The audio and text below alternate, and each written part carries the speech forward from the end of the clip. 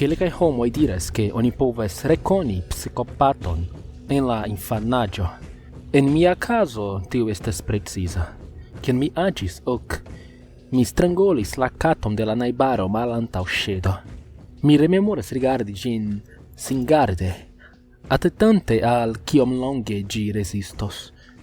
Ne pro kolero, nur scivolemo. Ĉiuj ploris kiam mi trovis ĝin, sed mi estis nur konfuzita. Mi rememoras scivoli kial ili ploris.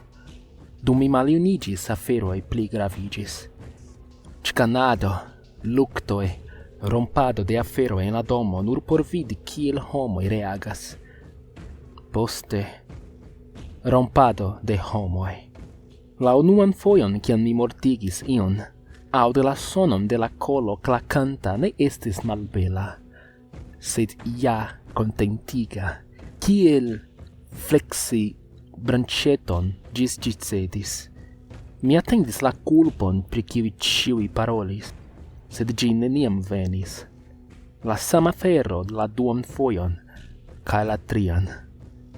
Ĉe mia proceso la familioj de la viktimoj ploris kaj ĝemis dum ili priskribis kion mi faris, kaj ĉion kion mi forprenis. La juĝejo estis plena de tremantaj voĉoj, ruĝaj vizaĝoj kaj rompitaj gepatroj. Mi nur rigardis ilin, samkiel mi rigardis tiun katon, kun scivolemo.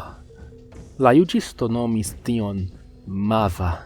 La psikiatroj nomis tion psikopatio, etikedo por homoj kiel mi. Mi estis elpelito, eksterterulo, malbona novaĵo al la homaro. Ili diris ke mankas al mi empatio kaj emocia profundo, mankanta parto de mia cerbo kun kiu plimultaj homoj naskiĝas. Kaj do mia sorto estis sigelita. Morto koridoro estis kvieta loko, plejparte pli enuigeco ol nur atendado de la fino. Sed jen, iun tagon grupo da doktoroj venis en mian ĉelon kun propono. Eksperimenta proceduro. Neurologia traktado por restarigi emocian empation en psikopatoj. Unu el 10 pacientoj reagas. La ĉefdoktoro klarigis. Se tio funkcios, vi sentos aferojn, kiujn vi neniam antaŭe sentis. Kiel? Kulpon, penton, empation. Sed estu avertita, tio trafos forte kaj unufoje tiel vi ne plu povos reiri. Mi tuj konsentis, ne ĉar mi volis ŝanĝiĝi, sed ĉar morto koridoro estis diable enuiga. Kiam mi vekiĝis, ĉio ŝajnis stranga. Ne nur la terura kapdoloro. Mi sentis pezon en mia brusto, kavon en mia stomako, kiun mi ne povas plene priskribi. Miaj manoj tremis. Tiam la memoroj revenis. Unue la kato. Pasis jam jardekoj, sed estis la unua fojo ke ĝiaj ploroj hantis min. Mi anhelis rememorante kion mi faris. Mi sentis treĉon en mia kolo, sufokantan min kvazaŭ mi estis tiu kompatinda, sendefenda besto.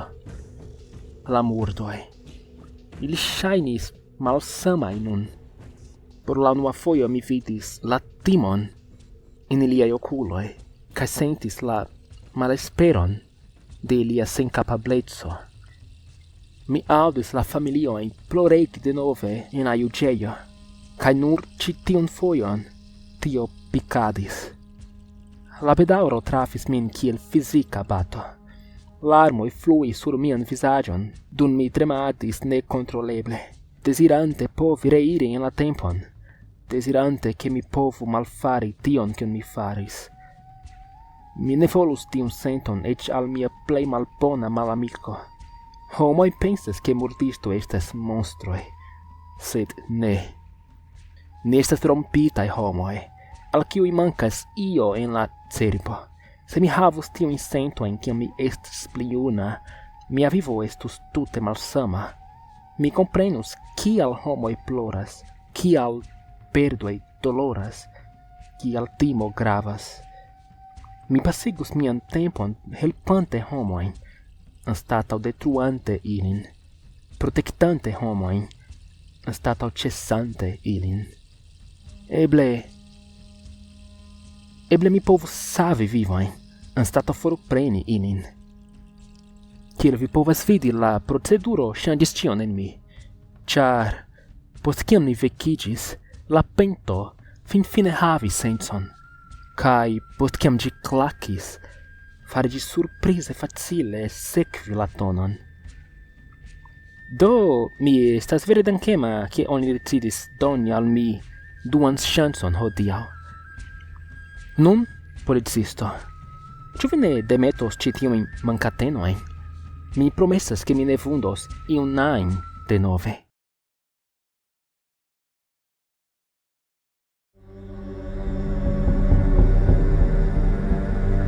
Montriĝas, ke preskaŭ ĉiuj povas iri al la ĉielo, kondiĉe ke ili kompensu siajn pekojn. Post kiam mi mortis en aŭtoakcidento je 54 jaroj, mi eksciis pri tio laŭ la malfacila maniero. Oni diris al mi, ke mi devas vivi la mortojn de ĉiuj, kiuj mi mortigis. Mi povus fari tion kaj havi eternan paradizon, liberan de ĉia suferado kaj plenan de baze ĉio, kion mi volas. Ĝis mi ne finis la taskon, mi restu en la limbo. Mi trovis min antaŭ stirilo denove, sed ne en mia malnova ŝarĝaŭto, sed en pli nova aŭto. Mi ĝustigis la spegulon kaj vidis mian propran aŭton trapasi tion ruĝan lumon. Reen al la limbo, anhelante kaj tremante, mi konstatis, ke mi ne sciis, ke la kraŝo estis mia kulpa, nek ke iu alia mortis. Ĉu vi bezonas momenton? Anĝelo demandis min. Mi ekstaris. Tiu alia homo. Ĉu mi povas vidi lin? Mi bezonas. Mia voĉo rompiĝis. Kion mi povus diri? Kia pardonpeto povus iam esti sufiĉa? La anĝelo aspektis milda, kompata. Li plenumas sian kompensadon. Vi havos la ŝancon paciĝu kun li en paradizo se vi volas. Mi kapjesis. Ĉu vi estas preta daŭrigi? Daŭrigi? Ĉu estas aliaj? Mi timas, ke vi kompensos por ĉiuj, kiujn vi mortigis. Nia urbo disfalis ĉirkaŭ ni. La evakuataj klopodoj antaŭeniris tra la kadavroj, portante la infanojn, kiuj ne estis dispremitaj en siaj infanĉambroj. La odoro de danĉero plenigis la aeron. Mi trenis korpojn de mia familio, miaj kolegoj, kaj ĉiuj for de la vojo. Ĉu iu el ni poste vivos? Ĉio, kion mi povas fari nun, estas plenumi la ordonon protekti, dum nia urbo estis venenita kaj dispremita ĝis forgeso. Neniu el ni povis imagi ĉi tiun takon. Tio ne estis por limoj aŭ resursoj, tial ke nenio restos. Mi ne povis spiri. La pikado de venenaj vaporoj kovris ĉion. Mi sentis mian korpon spasmi kaj tordiĝi, kaj miaj membroj kurbiĝis al si mem. Mi malsategis. Vintro estis brutala ĉiujare, kaj estis nenio manĝebla. Lamante pro mia marŝado tra la neĝo, mi iris tra enirejo kaj marŝis ĝis sate. Sufiĉus por la vojaĝo hejmen. Sed kial mi estas tiel kapturna? Mia lasta penso estas mia hejmo kaj mia novnaskitoj atendantaj min. Mi nur esperis, ke iu trovos ilin ĝustatempe. Kion mi faris? Mi freneze kaptis la stangojn de la ĉielo, terurita pri mia vivo. cio che mi faris esti fossi tra rubuio. Mi povis aŭdi la kriegojn de la aliaj malliberuloj, kaj mi sciis, ke mia estis la sekva. Haltu, mi anhelis. La angelo genuigis apud mi. Attendu tiom kion vi bezonas. Vi povas daŭrigi kiam vi estos preta. Nun momenton ŝi estis apud mi, kie la suno eniris tra la kuireja fenestro. La sekvan, ŝi estis kaptita sur stranga surfaco. Mi provis helpi ŝin, sed ankaŭ mi estis kaptita. Pasis tagoj antaŭ li mortis pro malsato. Mi sentis ion ekmoviĝi sub mia kruro. Mi eĉ ne havis tempon rigardi antaŭ io trafegis en mian kolon, rompante ĝin. La malamikoj ŝajne apenaŭ rimarkis nin dum ni venis en ondoj. Provante protekti nian hejmon, ni konstruis ĝin en la perfekta loko kaj estis malfacile akiri kion ni havas. Ni ne perdus sen batalo. La lasta afero kiun mi vidis estis nia hejmo, senigita de ĉio krom la mortintoj kaj mortantoj, falintaj sur la planko, kaj kovrita de ankoraŭ alia toska pluvo. Mi tute sciis kion multe mi revivu. Oni promesis al mi la eternecon se mi finos. Ŝajnas ke eternecoj estas jam ĉi tie. El ĉiuj miaj decidoj en mia vivo, mi plej bedaŭras mian karieron. Mi povus labori kun io ajn alia.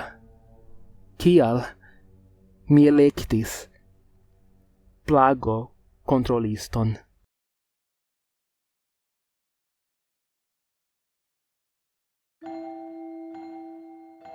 Mi eksplodis en mia ĉambron, anhelante kaj prenata de toska inundo de pura malamo kaj kolero. Fek al Oklinsonia, kiel ŝi aŭdacas? Mi scias ke ŝi estas el la malnova tempo kaj tiuj aĉaĵoj. Sed ĉu serioze? Fari ŝercetojn pri mia pezo? Ŝi obsedas pri kion mi manĝas. Alian koketon, Sofia, ŝi raŭke diris al mi. Mi volis diri ion al ŝi pri ŝia fumado, sed panjo donis al mi tiun rigardon, kaj gracie mi forigis min de tiu situacio. Sed nun mi bezonas mian notlibron kiel dronanto bezonas ŝnuron. Mi prenis lecionojn pri savnaĉisto kaj ĉiuj metaforoj miaj estas pri dronado. La vasta familio invadis nian domon dum 5 tagoj nun, kaj mankas aliaj 2. Mi estas dronanta. Mia cusino, Natasha, turniĝis en mia seĝo. Kio granddiable! Ĉu eĉ ne mia propra ĉambro nun? Mia sanktejo! Mi fiksrigardis al mia pli juna kuzino, kun ŝia stulta rideto pli larĝa ol iam ajn. La piedoj sur mia tablo, samtempe komforta kaj aroganta. Mi volis batadi ŝian kapon. Wow! Ĉi tio ja estas unu afero, Sofia. Jen kiam la nebulo de kolero kiu blindigis min ekforiris kaj mi konstatis kion ŝi faras. Ŝi legis mian notlibron. Mi ne pensas ke iu ajn spiono de la spionhistorio iamaj sentis tiun sinkantan senton de despero, teruro kaj pura timo kiam li konstatas ke oni kaptis ilin kun ruĝaj manoj, la kulpigaj dokumentoj en la manoj de la malamiko kaj teruraj aferoj okazontaj al ili. Ion tian mi sentis kiam mi vidis Nataŝan legi mian notlibron. Miaj okuloj larĝiĝis, kaj mi povis flari la timon el mi. Mi sciis ke ankaŭ Nataŝa flaris. Tio estas privata. Mia ĉambro estas privata. Mi diris al vi ke mia gorĝo ŝajnis rigida. Ŝi subridis malagrablege. Amuza legado, ŝi komentis. Poste ŝi rigardis malsupren al la paĝoj. si lautlegis. Mi malamas onclin sonia. Mi ŝatus puŝi ŝin en la lagon, rigardi ŝin penadi por eliri, poste silentiĝi, dum ŝi dronas. Hodiaŭ ŝi diris al mi demandi Nataŝan kian ŝampuon ŝi uzas, ĉar mi heredis mian maldikan hararon el mia patra flanko. Natasha estas nur notlibro. Mezosano, lerneja konsilistino. Mi balbutis. Ĉu vi volas mortigi nin? Viajn gastojn? Vian familion? Natasha levis siajn piedojn de mia skribotablo kaj ekstaris de la turnseĝo. Mi ekscivolis ĉu mi povus puŝi ŝin enmeti mian matematikan lernolibron en ŝian tempion, kaj poste ŝajnigi ke estis akcidento. Vi tiel malamas nin, ŝi faris paŝon al mi, tiu anĝela pupo en festa robo kaj blondaj bukloj. Mi aŭdis mi mem plorĝemi. Poste ŝi diris: Ankaŭ mi malamas mian patrinon. Ŝi estas fia, ĉu ne?